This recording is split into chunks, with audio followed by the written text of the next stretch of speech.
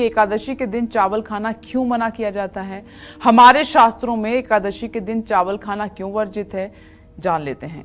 पंडित जी, बहुत इंपॉर्टेंट सवाल है। कई बार मैंने ये देखा है, अपने घर में ही देखा है, क्योंकि जो अभी की जनरेशन है उनको ध्यान नहीं रहता है। पुराने जितने भी लोग हैं घर में, उन सबको पता है कि एकादशी के दिन ना चावल पकाते हैं ना खाते हैं। तो अगर गलती से कोई बना भी ले तो क्या करें, और फिर क्यों, और ये तो बता ही दीजिए कि क्यों वर्जित है चावल पकाना और खाना इस व्रत में। देखो, अब मैं आपको बताता हूं कि एकादशी के दिन चावल घर में क्यों बनाना और उसे पाना वर्जित माना गया है। इसका धार्मिक कारण आज आपको मैं बताऊंगा। चंद्रमा मन को अधिक चलायमान न कर पाए, क्योंकि चंद्रमा मनसो जातः चक्षो सूर्यो अजायत श्रोता द्वायुश्च प्राणश्च मुखादग्निरजायत। किसी व्यक्ति के मन का थाह पाने के लिए ज्योतिष शास्त्र में आप सिर्फ अगर चंद्रमा ग्रह और उससे संबंध रखने वाले ग्रहों का अध्ययन कर लें तो किसी व्यक्ति के मन को आप बड़े आराम से समझ सकते हैं। चूंकि मन का संबंध चंद्रमा से है, तो एकादशी के दिन चावल खाने से इसलिए करना चाहिए परहेज। एक पौराणिक कथा भी है। माता शक्ति के क्रोध से भागते भागते भयभीत महर्षि मेधा ने अपने योग बल से शरीर छोड़ दिया और उनकी मेधा पृथ्वी में समा गई। वही मेधा जौ और चावल के रूप में उत्पन्न हुई। ऐसा माना गया है कि यह घटना एकादशी को ही घटी थी। जौ और चावल महर्षि को ही मेधा शक्ति है जो जीव है। एकादशी के दिन चावल खाना महर्षि मेधा के शरीर के मांस के टुकड़े खाने के बराबर है। इसलिए जौ और चावल को जीवधारी माना गया है। आज भी जौ और चावल को उत्पन्न होने के लिए मिट्टी की भी जरूरत नहीं पड़ती है।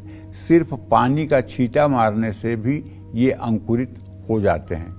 इनको जीव रूप मानते हुए एकादशी को भोजन के रूप में चावल ग्रहण करने से परहेज किया गया है, जिससे सात्विक रूप से विष्णु स्वरूप एकादशी का व्रत संपन्न हो जाता है। और एक बात आपको कहूँ, आप अपने अगल बगल झांक के देखिए, जो लोग एकादशी का व्रत करते हैं वो लोग बिल्कुल जिंदगी में ना तो मांसाहार करते हैं और ना कभी मदिरा का सेवन करते हैं और ना ही कभी जुआ खेलते हैं।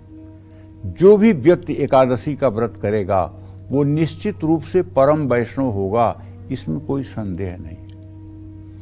एक महाराष्ट्र में वैष्णव भक्त रहते थे और उनकी पत्नी भी बहुत परम वैष्णव थी। तो उनकी पत्नी जब गांव की महिलाओं के साथ पानी लेने जाती थी नदी के किनारे, तो दूसरी सहेलियां उसकी बहुत मजाक उड़ाती थी कि अरे ये तो विष्णु की भक्त है, ये तो बड़ी सात्विक है, ये लोग तो लहसुन प्याज नहीं खाते, ये लोग तो ये है, ये लोग वो है। वो सुन के चुपचाप रह जाती और बेचारी घर में चली आती। इसी तरह से एक दिन एक आदमी की लाश बहती हुई, आदमी मुर्दा बहता हुआ पानी में नदी के किनारे आ गया और उसके शरीर पर वैष्णव चिन्ह थे, गले में तुलसी की कंठी थी, सर पे त्रिपुंड लगा हुआ था। तो उन महिलाओं ने कहा उस वैष्णव पत्नी को, अरे देख देख, तेरा कोई ये जरूर देवर या जेठ ही होगा जो यहाँ आया हुआ है। ये तेरा कोई देवर या जेठ ही होगा जो इस तरह से मर करके यहाँ आया हुआ होगा। देख, इसका तो तुम्हें क्रियाकर्म करना चाहिए। वो महिला जल लेकर गई और अपने पति से सारी बात कही।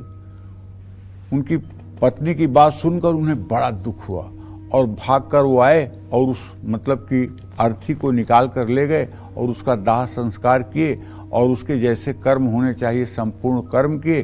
कर्म करने के 13वें दिन उन्होंने ब्राह्मण भोज रखा। जब ब्राह्मण भोज रखा तो ब्राह्मणों को उन्होंने निमंत्रण दिया कि आप लोग आइए, हमारे यहाँ भोजन पाइए। तो सब ब्राह्मणों ने कहा कि जो व्यक्ति मरा उसका कुल क्या था, गोत्र का था, किस जाति में पैदा हुआ था, कौन था, हम लोग कैसे जाकर भोजन कर लें। हम लोग अगर ऐसे में भोजन कर लेंगे तो नरकगामी होंगे, पता नहीं वो कौन था, हम क्यों भोजन करें। तो सभी लोगों ने यूनियन बना करके, एकता बना करके और इस बात के लिए राजी हो गए कि हम लोग इसके यहाँ भोजन करने नहीं जाएंगे। ये बात जब उनको संत को पता चली तो उन्होंने अपने गुरुदेव से कहा। गुरुदेव ने कहा कोई चिंता करने की बात नहीं है, मैं परम वैष्णवों को बुला देता हूँ तुम्हारे यहाँ भोजन करने के लिए। उन्होंने आवाहन किया और स्वर्ग से वैष्णव रूपधारी ब्राह्मण आ गए। अब उनको देख करके वो गांव के ब्राह्मणों ने सोचा कि इनको बताएं कि तुम लोग कहाँ जा रहे हो भोजन करने, बड़ा पाप करने जा रहे हो। लेकिन उनका तेज देख करके वो लोग सहम गए और कुछ नहीं बोले। सोचे कि चलो जब ये लोग भोजन करके निकलेंगे तब हम लोग इनका मजाक उड़ाएंगे। जब वो लोग गए अंदर, भोजन किए और भोजन करने के बाद बाहर नहीं निकले, वहीं से विमान पर बैठ करके आकाश की ओर जाने लगे। तो जब इन ब्राह्मणों ने देखा तब इन्हें अपनी गलती का एहसास हुआ। जाकर के उन संत के चरणों में पड़ गए, अपने गलती के लिए क्षमा मांगी और वैष्णव का क्या अपराध होता है इसको उन्होंने समझा और उनसे सभी लोगों ने दीक्षा ली। तो देखिए, कभी किसी वैष्णव का अपराध नहीं करना चाहिए, कभी किसी वैष्णव का अपमान नहीं करना चाहिए। ये बातें भी ध्यान में रखने योग्य हैं, क्योंकि संत जो है ना वो भगवान से भी बड़े हैं। भगवान राम कहते हैं, सातों मोहिसम मैं जग देखा, मोते अधिक संत करि लेखा। जय मां विंध्यवासिनी।